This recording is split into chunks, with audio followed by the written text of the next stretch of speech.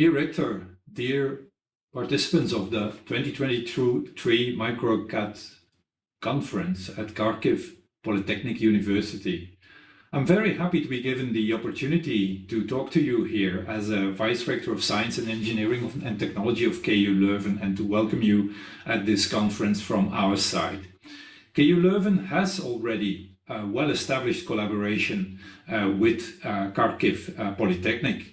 We do have an agreement to exchange students and to collaborate on research topics that was signed when the rector of Kharkiv Polytechnic visited KU Leuven slightly more than a year ago at this moment now. So we are two universities, two institutions that are already connected, and this is important. We think that this is very important. The agreement gives us the opportunity to exchange students, and of course, due to the circumstances in Ukraine at this moment, this exchange is, let's say, one-directional. Many Ukrainian students, including students from Kharkiv Polytechnic, are at present studying in Belgium and are studying at KU Leuven. That is not surprising given the dramatic situation in your country. However, this is not what we hoped for when we signed the agreement. What we want to do is to have a truly mutual exchange of knowledge, of information, of insights between people from Eastern Europe, from people from Ukraine, people from Kharkiv on the one hand, and people at Leuven on the other hand. We therefore do hope, of course, that when the situation is has improved again, that we will also see students from Leuven moving to Ukraine. We think that that would be a very important activity for them, that would be something that they would learn quite a lot from, and that would be fruitful for them and interesting for them for the rest of their career.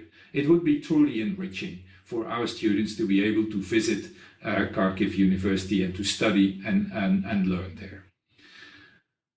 We also do hope that we also do not want or want to make very clear that when students come from Kharkiv University to Leuven University, our first objective, of course, is to train those students. But we really do hope that they will take this knowledge and what they learned here at KU Leuven and will use it in the future to rebuild and even further develop Ukraine. That is important for us.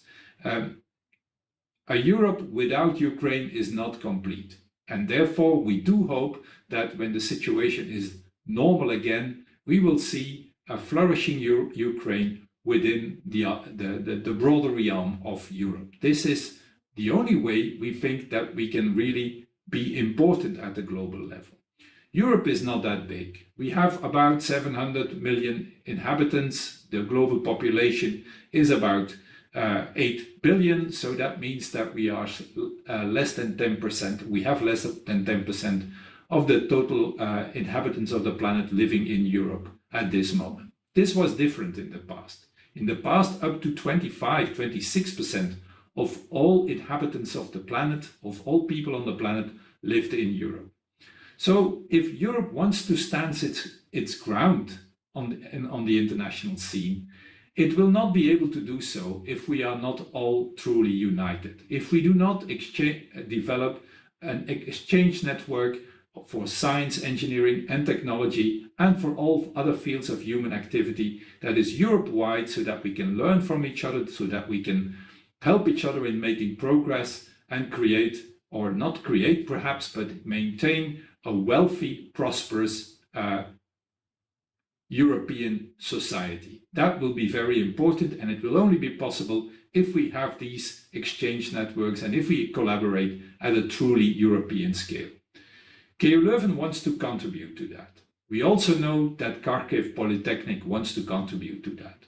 We also all know that in the given circumstances, it's very hard for Kharkiv University to contribute. But what you should know is that we do not we stay with you. We want to maintain the collaboration even in these very difficult times, especially in the fields of science, engineering and technology, which are so determining for our future development, for our future wealth and for our future society. Especially in these fields, we want to maintain that collaboration and even reinforce it whenever possible. And together with you, we are looking forward to a time where where Ukraine is truly a part of a European community, so that this collaboration can be even developed further to the benefit of not only Ukraine, but also to the benefit of the people living in Western European countries like Belgium. Because indeed, it has to be a partnership. It's not about transferring knowledge and technology from the West to the East. It is about developing this technology and science together with different partners from different parts of Europe. We strongly do believe that also Eastern European countries and universities and institutions will significantly contribute to the progress of Europe. Coming to the subject of this conference, it is about science and engineering and technology in different fields: education, health, information technology, all fields which are crucial for our society already at this moment. That is very clear. We can no longer imagine a society functioning without high-level tools with respect to microelectronics and all kinds of other technologies that are part of our day-to-day life.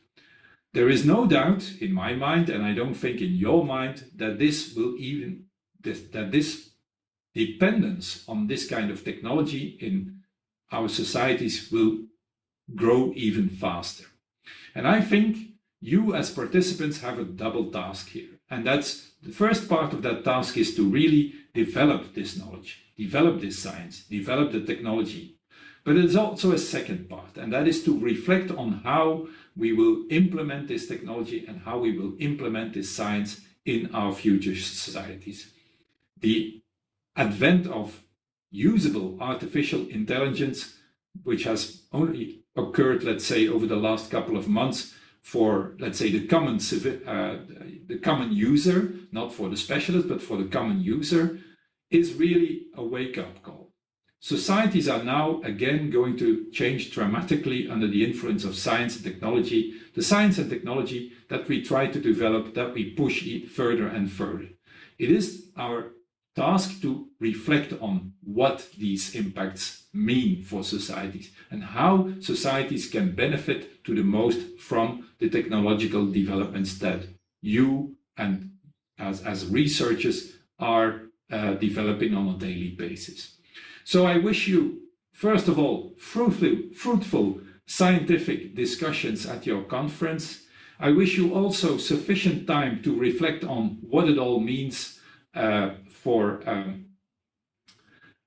our societies in general.